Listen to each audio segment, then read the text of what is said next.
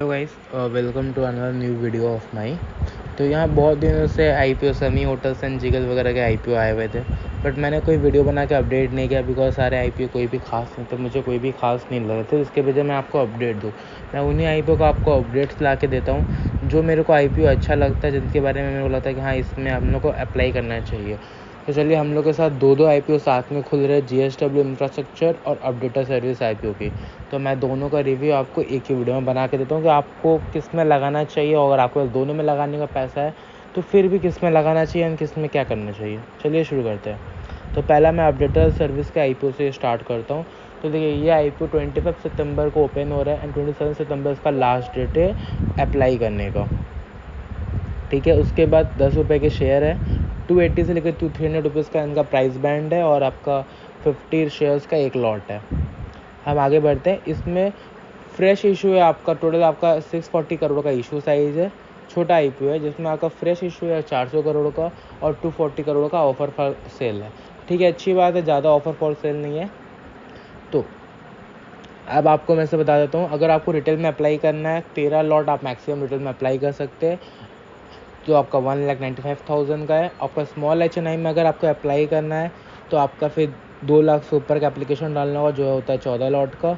और अगर आपको बिग HNI में अप्लाई करना है तो आपको 66 लॉट में आपको 10 लाख के ऊपर का एप्लीकेशन डालना है, मतलब 67 लॉट। तो इसमें वही QIB को ऑफर किया गया 75%, HNI को ऑफर किया गया 15%, रिटेल के लिए 10% शेयर्स रखे गए। हाँ, अब शेयर होल्डिंग प्री इशू 80% है, ठीक है, उसको हटा देते हैं हम लोग एंड आते हैं अब सीधा कंपनी के फाइनेंशियल्स के ऊपर। तो देखिए, कंपनी का फाइनेंशियल्स, यहाँ पर कंपनी के एसेट 21 में 579 करोड़ के थे, जो बढ़ते हुए 1216 करोड़ के, काफ़ी अच्छी बात है। कंपनी की रेवेन्यू जो 1216 करोड़ थे 2021 में, वो बढ़ते हुए 2000 करोड़ के बाहर जा चुके हैं। काफ़ी अच्छी बात, 3 सालों में डबल का ग्रोथ दिख रहा है हमें, काफ़ी अच्छी बात है। प्रॉफिट आफ्टर टैक्स में बढ़ावट नहीं है बिकॉज कंपनी बहुत सारा इन्वेस्टमेंट कर रही है, जिसकी वजह से ये मैंने चेक किया था कंपनी के फाइनेंशियल्स पे। तो यहाँ पर आपका 47 करोड़ से प्रॉफिट 34 करोड़ आ चुकी हुई है। एंड अगर हम बोरोइंग भी देखें तो कंपनी की आपका 11 करोड़ रुपये से बोरोइंग बढ़ के 176 करोड़ आ चुकी है, बट इसमें कोई दिक्कत की बात नहीं बिकॉज कंपनी के एसेट्स भी इंक्रीज हो चुके हुए हैं। अब हम आगे बढ़ते हैं। ये कंपनी की जो पी रेशियो आ रही है 44 के पी में रेशियो आ रही है, यानी कंपनी काफ़ी स्ट्रॉन्ग मार्केट में, एक सर्विस प्रोवाइडर कंपनी है, काफ़ी मार्केट में स्ट्रॉन्ग ये पोजीशन होल्ड करती है, इनके कॉम्पिटिटर्स बहुत कम है, जिसकी वजह से ये पी रेशियो में इनको मार्क्स, कंपनी थोड़ी सी महंगी आ रही है। अगर 2025 के पी रेशियो की होती तो बहुत अच्छी बात होती। उसके बाद ROC 14.17% का कंपनी का। अब आते हैं कंपनी के ऑब्जेक्ट ऑफ द इशू में। तो ऑब्जेक्ट ऑफ द इशू में मेरे को ये है कि रीपेमेंट करना उन्हें एंड प्रीपेमेंट करना कर्टन बोरिंग्स जो अवेल बाय द कंपनी है, फंडिंग करना वर्किंग कैपिटल रिक्वायरमेंट्स को, परसुइंग इनऑर्गेनिक इनएक्टिविटीज़ करना है इन्हें, एंड जनरल कॉर्पोरेट पर जो हमेशा का होता है।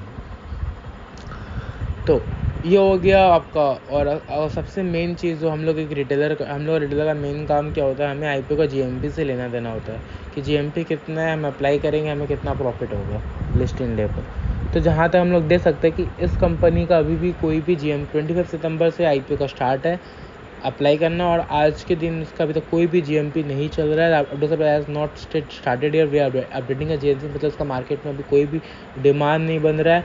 एंड जब से IPO अनाउंस हुआ है तब से इसका GMP 0,000 आप यहाँ पर देख पा रहे हैं। तो इस IPO में लिस्टिंग गेन के हिसाब से मुझे कोई भी अच्छा वैल्यूएशन नहीं दिख रहा है। अब आगे बढ़ते हम लोग JSW इंफ्रास्ट्रक्चर का IPO।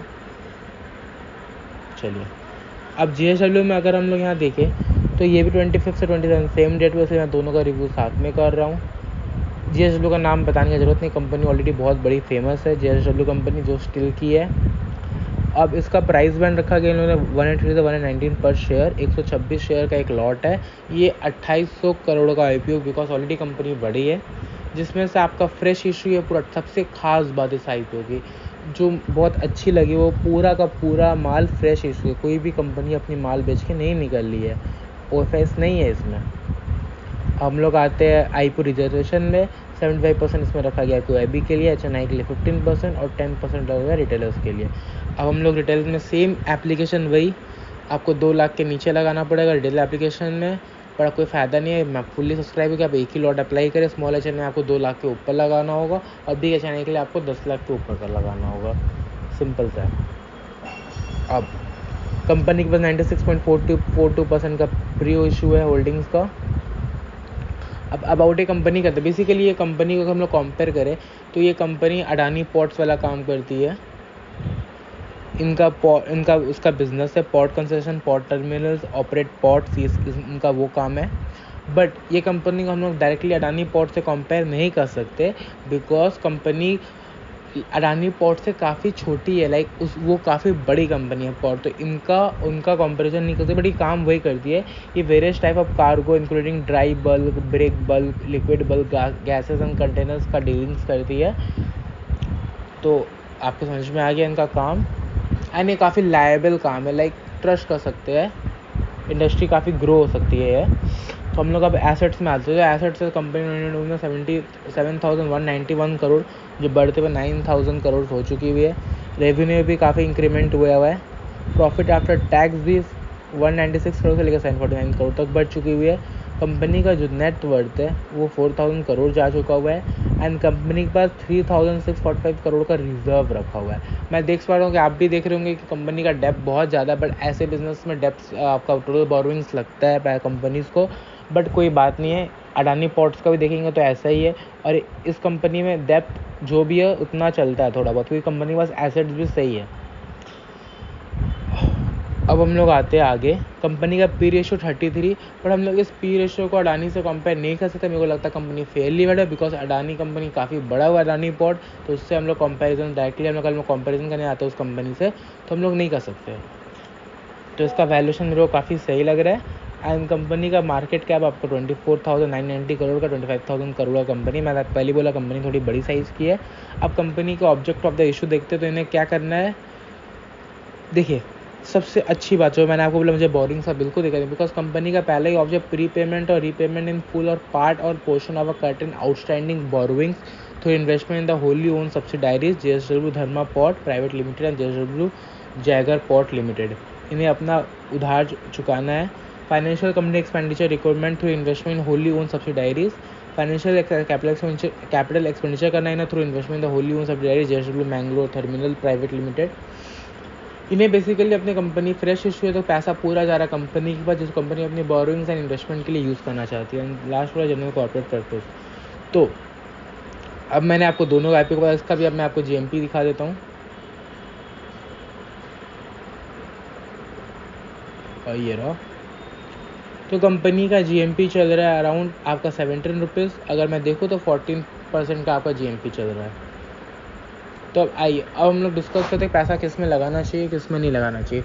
तो अभी के हिसाब से मैं बोलूँगा, अगर आपको कोई भी कंपनी में पैसा लगाना है, अगर आपके पास एक ही में कंपनी में अप्लाई करने के लिए पैसा है, तो आप ऑफकोर्स JSW में लगाइए पैसा। JSW का IPO लगाइए, अपडेटर को अवॉइड कर दीजिए, बिकॉज उसमें GMP भी नहीं चल रहा और JSW का बिजनेस उससे काफ़ी ज़्यादा बेटर है।